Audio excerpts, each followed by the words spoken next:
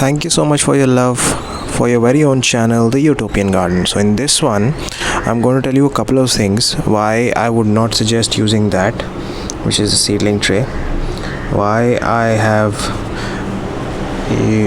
taken the seedlings out of the tray, and prime reasons why you should not be using the seedling tray, or even if you have to, you should probably use it in a methodical manner rather than randomly watching videos on YouTube, listening to other YouTubers that if when you drop the seed on the cavity of the seedling, it should only go up till a depth of the width of or the size of the twice the size of the seed. I don't think that is valid, mainly because I think the cavity is this much.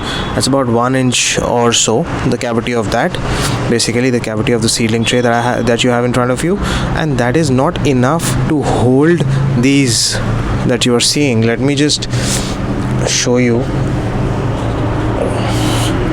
So these are all the seedlings. If you can see, I have taken out of the seedling tray, not the larger ones.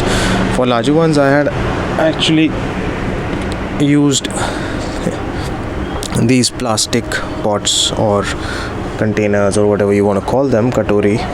So I did not like the option of using this without really getting to know about the technique in which we use this, and nobody talks about the technique. That's the worst part about using trays which have shallow cavities. And when I say shallow, I mean to say the depth of the cavity is basically the depth of this one is not more than 1 to 1.25 inches maybe. In fact, I think it should not be more than 1 inch. So what I'm trying to say to you is, either you have to know the technique to use this one, or you'll end up eventually repotting them in another pot, something like this. So the first learning I basically had out of this, out of using these kind of trays, is the fact that when you have this cavity, I'm sure you can see, so you have to pot, or you have to insert the seed in this cavity up till the depth, up till half the depth basically, or maybe slightly above half. And why I'm saying so is because of the fact that the seed has two parts. One is the stem and the other are the roots. So you have to ensure that both get almost equal amounts of area.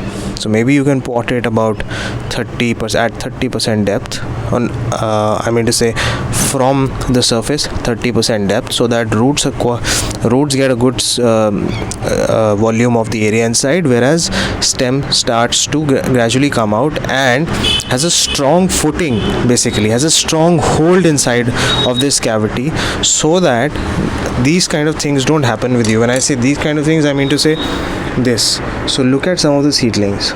See, like this one is almost dead, and there are several like these. Okay, so you can have a look. You can have a look at this one. They're so frail that I'm not sure if they'll eventually survive or not.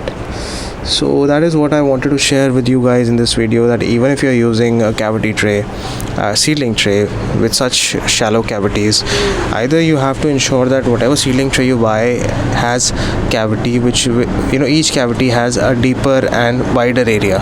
So basically the volume is more than the ones which are available online, are something like this. Basically, I did not buy this online. I bought because online it's it's too expensive. They offer it for 300-400 rupees, 5 pieces or something like that. So I bought this one for 30 rupees, and I bought two basically. So there's one more underneath this. There are two basically. I don't know whether you can notice or not. So that's what I wanted to share with you guys. So let me know in the comment section if you have any comments, if you have any reviews about your own experiences. And this is one thing I wanted to also talk to you about. So this is basically just let me show you, almost completely dehydrated radish that was there in my kitchen. So I cut some part of it and then I inserted it upside down basically.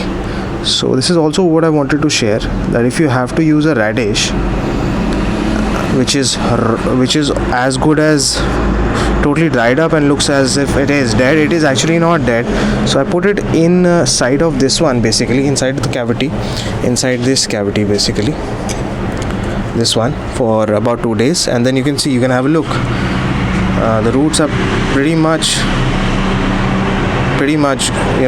these roots are, I don't know whether to call them roots or the stem, basically, because radish actually grows underneath the ground.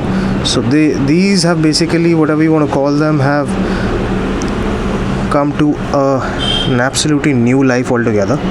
They've taken a new form altogether. They look fresh, they look better, so I'm sure there'll be another radish growing out of this. So what I'm going to do now is make another video about the cavity tray, as well as rather than also repotting all these cavity seedlings into this one. So that is going to take some time, and I don't really do too many editings on videos, so it's more like an impromptu kind of a video wherein I come up and speak about whatever my experiences are without really any preparation. So guys, thank you so much for watching, and take care. God bless, keep smiling, and I'll see you very soon in the next one.